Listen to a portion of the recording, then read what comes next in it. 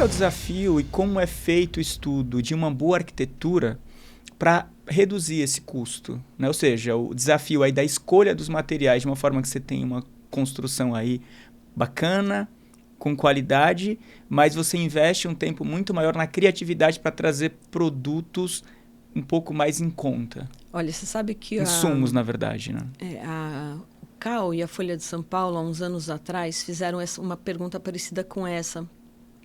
Quantas pessoas contratam um arquiteto para planejar? Quantas pessoas usam do que foi desenhado? Quantas pessoas viram o tipo de material? Quantas pessoas se planejaram para ver o que era fazer ou uma construção nova ou uma reforma? E o índice de pessoas que utilizaram o serviço de arquiteto, isso está ligado com uma das suas perguntas, né? Da oferta do serviço gratuito para quem é morador de baixa renda, ou para quem não é de baixa renda, mas você tem uma classe média muito autoconstrutora. E aí é bem legal ver essa pesquisa. Se você puxar pela folha junto com o CAL, você acha.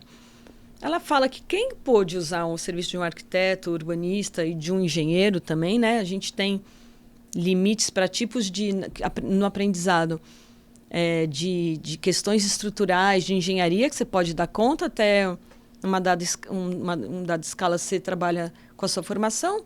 Passou, você vai chamar um profissional, um engenheiro para essa outra categoria.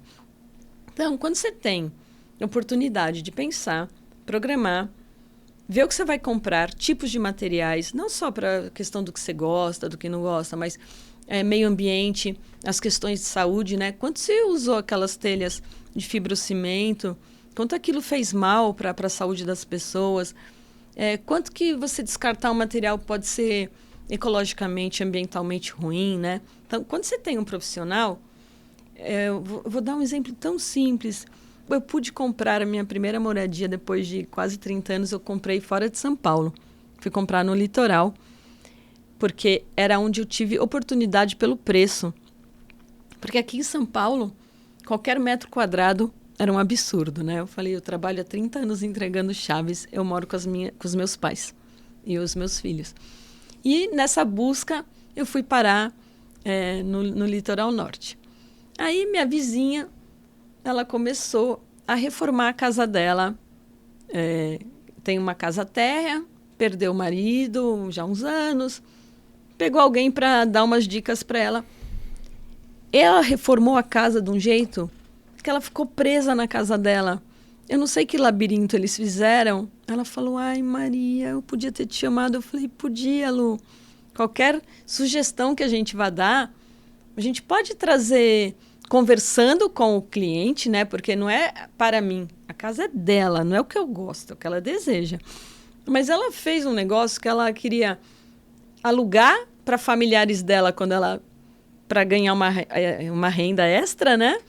E ela morar também. Só que ela queria ter a privacidade dela quando ela alugasse. Ela fez de um jeito, Paulo, que eu não fui lá olhar porque ela não me chamou, mas ela falou que ela ficou presa na casa dela. Não sei que labirinto que ela fez para tentar criar em uma mesma casa situações independentes que quando chegar uma visita, ela aluga. Aí já nem a visita, ela está alugando mesmo para um familiar dela. E ela possa ter o quarto dela, o banheiro e sair numa outra área que fica privativa dela. E até ontem eu estava lá na minha casa, eu vi que o vizinho da frente vai começar a falar, será que quer alguma dica, né? Que eu vi um outro pensando, puxando. É uma soma de saberes, então, mas né? Você sabe que está muito... Você falou, agora você trouxe um ponto... Também você tem aí a classe até relativa média, mais ou menos, aí, que também é autoconstrutora. Mas eles acabam fazendo muita coisa sem trazer um arquiteto, porque existe a ideia que o arquiteto enfim, é um profissional para rico. Um luxo. É um luxo, né? Então, até depois que a gente está conversando aqui, eu estou lembrando de algumas coisas que eu já fiz, né? Eu, Paulo, sobre autoconstrução e falando em português claro, as merdas que eu já fiz, que depois eu falei, gente, como que eu consegui fazer isso? E hoje eu tenho muitos arquitetos, muitos engenheiros e visitam minha casa e falam, cara, como você conseguiu fazer isso? Como você não pensou nisso? Fala, ó, se eu tivesse buscado um profissional, se eu soubesse que dava para contratar, agora eu sei que naquela época dava. Naquela época eu não sabia, não tinha a menor noção. Né? Tanto é que, inclusive, o ConstruiCast ele vem para isso. Que legal. Né? Ele vem para trazer, para mostrar, trazer pessoas como você, no intuito de mostrar que qualquer pessoa pode ter acesso a um engenheiro, pode ter acesso a um arquiteto, porque moradia também é questão de saúde. Total. Né? Então, não é simplesmente, não é morar. Você falou outra questão que é muito importante. Porque, trazendo esse ponto que você falou agora, dessa questão da qualidade da arquitetura, muitas vezes quando você traz um toque, uma luz, a cor de uma luz, ela pode te gerar um cansaço, que você não sabe por que está gerando, mas às vezes é só a iluminação da sua casa, é a tinta, entende? Então, eu acho que ter a oportunidade de trazer esse olhar, né? Seu, Maria Tereza e tantos outros profissionais de arquitetura, engenharia, mestres de obra que foi falado aqui. Então, eu fico contente porque essas pessoas hoje, de repente, têm aí a oportunidade de falar, de se apresentar para essas pessoas. Ó, você também pode contratar um arquiteto, um engenheiro, enfim. Pode. Você sabe que você tocou numa coisa super importante. A habitação, ela está diretamente ligada às questões de saúde e de educação. Existem dados para isso, não sou eu que acho, né? Da saúde, quando a gente trabalha... A melhoria habitacional, ela vem no final de um processo, Paulo. Então, você primeiro tem que olhar se a área é de risco, se não é de risco, se é possível a permanência, isso falando de habitação social. Se é de possível permanência... posteriormente, o final do processo é uma entrega de título similar a uma escritura, que isso vem por leis federais, tem a Lei 13.465, a gente pode falar com seu colega, e em São Paulo tem a 17.734, que é para você, chama de REURB-S, no final você vai ter o título, né? Mas só para não perder o gancho do que você deu. Quando você consegue consolidar uma casa, então foi feito toda a melhoria, tem água, tem esgoto, ninguém mais está em área de risco, aí sim eu vou poder investir na minha casa com a segurança jurídica, né, que eu vou estar titulando. Então, a segurança jurídica fala, agora eu vou investir sem o temor se eu vou ser despejado, reintegrado posse, né, que é a retirada forçada, ou se minha casa vai ruir. Quando a gente está no nosso processo de urbanizar, a gente faz, às vezes, isso para o morador. Eu trabalhei num trecho de Heliópolis que o miolinho de quadra, a gente tirou o miolo de quadra para levar o saneamento. E nisso, as casas que ficaram, a gente pôde, então, entrei numa casa, o que a senhora precisa? Ela falou, olha, eu falei para ela, seu banheiro está escuro, sua sala, vamos pôr uma janela aqui e uma aqui? Vamos. Não deu 3 meses, ela me fala, mas Maria Tereza, minha conta de luz baixou. Minha conta de luz baixou porque agora com essa janela eu não preciso mais acender a luz. Então, são feedbacks que você vai tendo. Mas a questão de saúde, você vê as comunidades que têm o médico da família, que é o grupo de acompanhamento que vai casa por casa, quando você trabalha, ela falou da conta de luz, mas quando você trabalha a circulação, você está trabalhando a saúde. Sim. O número de famílias que diminuem de pedir os remédios para todas as ites, de alergia, poeira, áreas úmidas demais, diminui isso, assim, é um dado, né? Problemas respiratórios. Então, quando você urbaniza um lugar e a família pode reformar a casa, ou nós, através do programa, fazer algum tipo de melhoria, isso diminui drasticamente. Então, isso que você falou da saúde.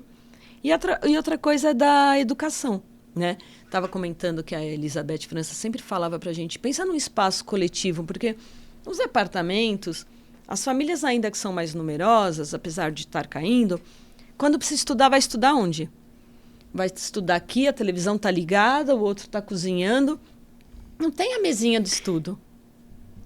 Sim. Então, essa coisa de ter um espaço para você estudar, eu tive a oportunidade de assistir algumas palestras de um convidado nosso que a gente sempre chama, quando vai falar de cortiço, ele chama Luiz Corrara. O Luiz Corrara faz um estudo dos cortiços de São Paulo com o que isso se desdobra, e ele fez uma pesquisa relacionada à educação. E ele lembra que quando visitou uma escola, não sei se foi a escola ou a família, a professora falou para ele, porque o menino estava pisando na mesa, onde era o refeitório, e ela falou para ele, na sua casa você sobe em cima da mesa? Você sobe onde você faz a lição? Onde você come? E ele falou, eu não tenho mesa. Na minha casa, onde eu como, é onde eu estudo. Então, aí ele visita e mostra a foto da área, era um cortiço. A família vivia num espaço, voltando a falar do metro quadrado, do cortiço é um dos mais caros de São Paulo. É mais fácil você alugar uma casa em comunidade do que você vai para o cortiço, vem muita gente de fora, imigrante, empobrecimento. É um dos espaços mais caros de São Paulo. Sem qualidade, né? E aí ele visitou e mostra a casa desse menino. E, de fato, onde ele dormia, onde eles comiam, onde eles faziam tudo. Onde a família vivia. Então, quando a professora fala e o menino não tem referência, ele não tem... Então, quando você tem um espaço que a criança possa estudar, que ela possa se desenvolver, é um outro ganho da educação. E uma outra questão, que está ligada à saúde, como você bem comentou, crianças na primeira infância que não têm acesso à coleta de esgoto, elas serão limitadas dali para frente. Não tem volta, né? Então, por mais que a gente trabalhe no futuro com as coisas de cotas, questões identitárias, se você limitou aquele acesso, é o acesso da pobreza. É outra coisa que a gente tem falado bastante. Criar as caixinhas são importantes, né, de identidade, gênero e etc. Mas tratar a pobreza como raiz é o principal. Então, uma criança até 8 anos, se ela tiver contato com esgoto, no pé, na porta, água, ela vai ser, fisicamente, ela vai entrar num processo que ela vai ficar limitada. Isso também tem estudos. Ela vai levar aquela sequela para a vida. Vai, de desenvolvimento. Qualquer tipo de desenvolvimento. E dentro disso que você está falando, como que a gente está conversando sobre essa questão da saúde, é bem interessante, porque quando você traz, né, esse cuidado, né, essa atenção para a questão da arquitetura, para a questão urbana, você ali na construção você trata a impermeabilização, né, que também é um problema e causa muito problema respiratório. Esse ponto das janelas que você fala, né, onde você trabalha ali a circulação de ar e sobretudo a questão da luz.